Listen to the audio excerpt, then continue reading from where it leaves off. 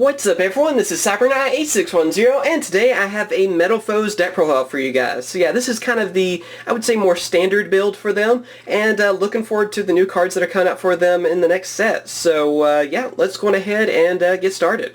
Alright, starting off, you have 3 of each of the Metalfoes. So 3 Volflame, 3 Gold Driver, 3 Stillin, and then of course 3 Silvered. So obviously with any build of Metalfoes, you gotta have 3 of each of these. So definitely a standard in every build on that. Then after that, of course, we have 3 Magispector Raccoons, and then 1 of Curin, because, yeah, basically Raccoon is just a searcher for Curin. It's because we don't have Curin at 3, so, yeah, I mean, the sooner you get that card out, the better. It's kind of a Magispector engine for you, and Curin can pretty much get rid of anything that's out there that's a problem for you, any kind of monster, so it's definitely amazing to have in this deck. And Raccoon is like, 3 mini versions of Curin, because all you're mainly using it for is to search. And also level 3s work really well with this deck too, so you're kind of getting an extra bonus with that. And then, of course, we have Luster Pendulum, the Draco Slayer. I mean, this just works out in any Pendulum deck. I mean, it's kind of a staple for anything Pendulums with that searching effect and everything. And also giving you access to another tuner monster, too, so that definitely comes in handy. Then, of course, after that, we have another staple for this deck, and that is 3 Gofu. This card is probably the main MVP of the deck that really helps out Metalfoes, which is kind of funny since it's a Blackwing. Anyway, it can be special summoned from your hand, which then gives you a level 5 tuner monster we can use, which obviously, of course, we have a lot of level 3s in this deck, so that gives you access to a lot of different synchro monsters. But the main focus about this card is that it brings out 2 token monsters when it's special summoned. So then you can use those tokens as fuel for your Metalfoes. So you can use their effects and then search for your Metalfoe spells and traps. So it's just an amazing card all around for this deck, helps out so much, and like I said, it's pretty much the main MVP. You gotta have Gofu for anything that you're running that includes Metalfoes. Then of course after that I'm running 3 Archfiend Eccentric. This card is another card that is just amazing for this deck, and some people would say run 2. I think you need to run 3, to be very honest, because it's basically another MST for you, another Mystical Space Typhoon that can destroy spells and traps, and that's the big thing for this deck that's going to be able to hurt you is spells and traps. They can shut you down completely, you know, whether it be different Solemn cards, Vanities, just different things like that, can wreck anything that involves Pendulums, so this deck, of course, it's a big weakness for them too.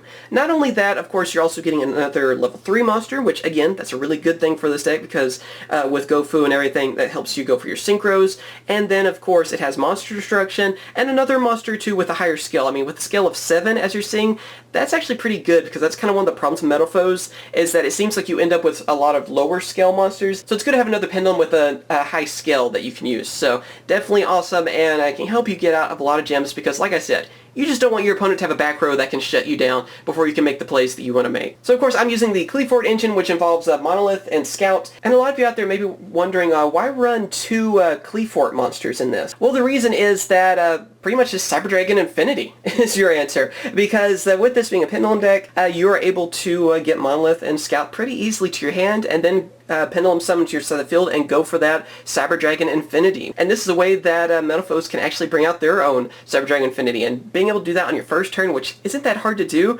is something that definitely helps you out and puts you ahead of the game too. So I think it's definitely worth using those 2 spots for a potential Cyber Dragon Infinity. And also too, they have pretty good stats for themselves. And then the last monster we have is Rescue Rabbit, because of course with Metalfoes, obviously you can use Rescue Rabbit, gets 2 of your Metalfoes on your side of the field. You can use them to Exceed Summon, you can use them for fuel to bring out your other monsters and stuff too, or even to fuse. So it just gives you a lot of more options out there, and just a way to get a couple of Metalfoes out on your side of the field. Alright, now moving on to spell cards. First off, we have Metalfoes Fusion. I mean, this, you only need 1 of these, which is pretty insane. I mean, it recycles itself and everything, and with the different Metalfoes effects, yeah, you won't run into a problem with just running 1 of these. It's just an all-around amazing card for the deck. After that, we have 2 Painful Decision. It's just basically a searcher for the deck and help you complete that scale. Maybe you need like a scale 1 or scale 8 Metalfoe, or just get 1 of them for the fusion or something. Either way, it's just a great searcher for that. And then, of course, I'm running 2 Pot of Desires. It's kind of debatable whether to run 2 or 3 of this card. For me, honestly, I wouldn't run 3. It's kind of a scary card to use, to be very honest. I mean, yes, it's sort of like a Pot of Greed in a lot of ways, and I see the arguments where to use it, and it is a great card for that. But also, it can be a huge negative for you, too. I mean, if the wrong cards are removed from play, it can really mess you up. So you have to be careful when using this card anyway. So really, I don't think you need 3 of them. And I know a lot of people use 3 because just in case that happens to be one of the cards you remove from play. could be, that third one, so that way you still have two. But honestly, I feel like if you have to use more than one of these in a duel, you're kind of up a creek anyway, because you're going to be removed from play up to 20 cards then, like that. I mean, you're removed from play 10 each time you use it. So for me, 2 seems to be the right number for just about any deck that's going to use this card. Then after that we have 3 Summoner's Art. I mean, again, searcher card for you. And the reason I run 3 is because of Monolith and Scout. I mean, more searching for them. If you're using the Cleavefort engine, you got to run 3 of these. If you're not, 1 is probably the alright number for you, because it can also search for Volt Flame. So that can definitely help you out too, with just having another way to search out a Metalfoe. Then for our last spell card, we have 2 Mystical Space Typhoons. Why am I using Mystical Space Typhoon and not Twin Twisters, you may be asking yourself? Well, the reason is I don't really want to discard anything. And Mystical Space Typhoon is a little bit better for that reason. And the reason I'm only running 2 of these instead of 3 is because I'm going with the 3 Archphoenix Eccentric. For me, I feel like you're better off running 2 Mystical Space Typhoons and 3 Eccentric, because you're getting kind of the same thing out of them. It's just that I would rather have that extra high scale monster, with that scale of 7 that Eccentric has, and also that monster destruction that it has, and another level 3. So for me, it makes more sense to run 3 of those and then 2 of Mystical Space Typhoons. But again, that's just my opinion on that. Alright, now moving on to trap cards, we have 2 Metalfoes Counter, 1 of Combination.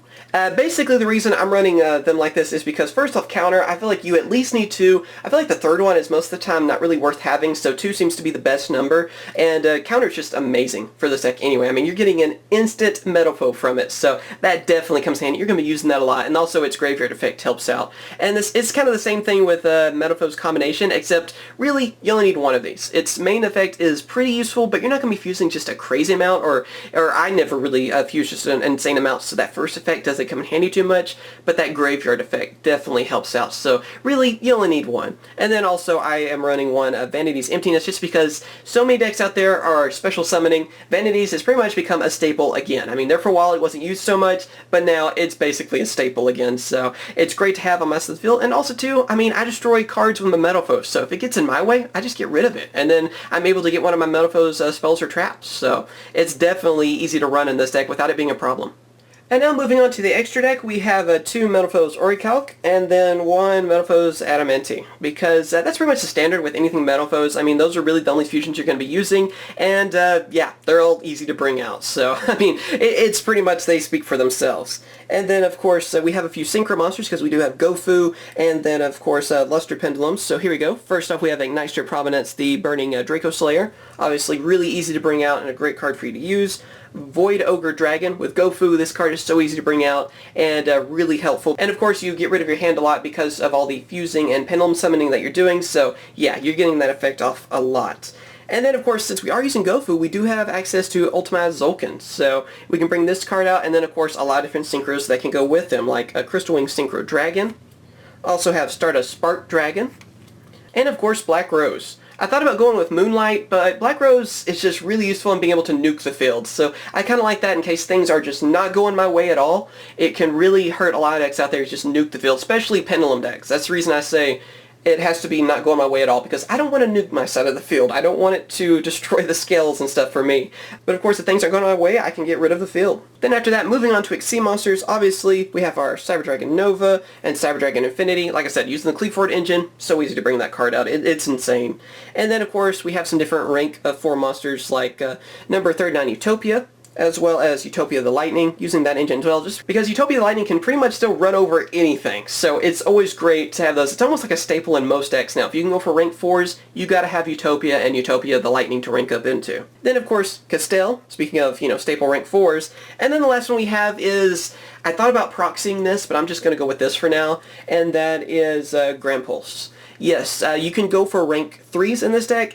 I'm using Grand Pulse because I don't have Break Sword. Break Sword is almost a staple too, so that's the reason I say I almost went for a proxy and just, used the card and said it was Break Sword, but yeah, I don't really want to spend the, $40 that Break Sword is right now. and I'm hoping that maybe I can just get it from an opening because I do plan on doing a Wing Raiders opening sometime soon, so we're just gonna hope for the heart of the cards on that. But for now, I'm just gonna be using Grand Pulse because it's a good substitute for now, and with Dante, I really don't want to send my cards to the graveyard, so that's the reason I chose Grand Pulse over Dante. And if I had Break Sword, I'd go for that, so if you happen to have a Break Sword, use that as your rank 3 for this deck. And yep, there you go, that is my Metalfoes deck profile. I hope you guys have enjoyed this video. I try to kind of improve the way I do deck profiles for this one. I try to explain everything a little bit better, but also I feel like I'm talking really fast, so hopefully it still sounds really good because I feel like there's so much to explain on different cards that I'm using, but hopefully I explained everything enough where people can understand where I'm coming from on it, and basically it is kind of the standard Metalfoes deck. So if you guys have ever used Metalfoes or gone against them, so you probably already understand a lot of my reasoning for different cards that I'm using. But yeah, as always, thank you guys for watching. Be sure to subscribe for more deck profiles as well as openings, news videos, discussions, just all kinds of different videos I have planned because I'm trying to do a little bit more variety, and like I said, I'm also trying to improve on different things like explaining cards better on deck profiles and you know, just different things like that. So hopefully this video was an improvement, and yeah, of course, tell me what other deck profiles and stuff you guys want to see in the future as well. I'm planning on going with Dark Magicians probably next because we finally have Eternal Soul, so probably have that next week if everything goes as planned. And of course, after I do the Dark Magician deck profile, I'm thinking I might build ABCs. Basically just waiting on that structure deck, and we'll have an opening on that as soon as it's released, and then a deck profile because, yeah, I'm looking forward to those, and I can't wait for them to finally be released in the TCGs. So I guess we're only a couple of weeks away from that. But if you guys have any other deck profiles you would like to see in the meantime or even after that, let me know in the comments. I'll try to get to those as soon as possible. And also, too, be sure to hit that like button because it shows that you guys want to see more deck profile videos like this. Of course, it's not going to change anything with openings because you guys know how I am with openings, but yeah, I still want to try to do a little bit more variety on my channel and stuff. So by hitting that like button, it shows that you guys like videos like this and you want to see more deck profiles in the future. So be sure to do that if you enjoyed this video. As always, thank you guys for watching. You guys are awesome, and of course I will catch you guys later. See ya. Hope you guys have enjoyed my latest video. Be sure to subscribe for more Yu-Gi-Oh videos, as well as check out my other two channels, CyberKnight Games for Let's Plays, and also CyberKnight CCG for Card Fight Vanguard openings. Thank you for watching, and I'll catch you guys later. See ya.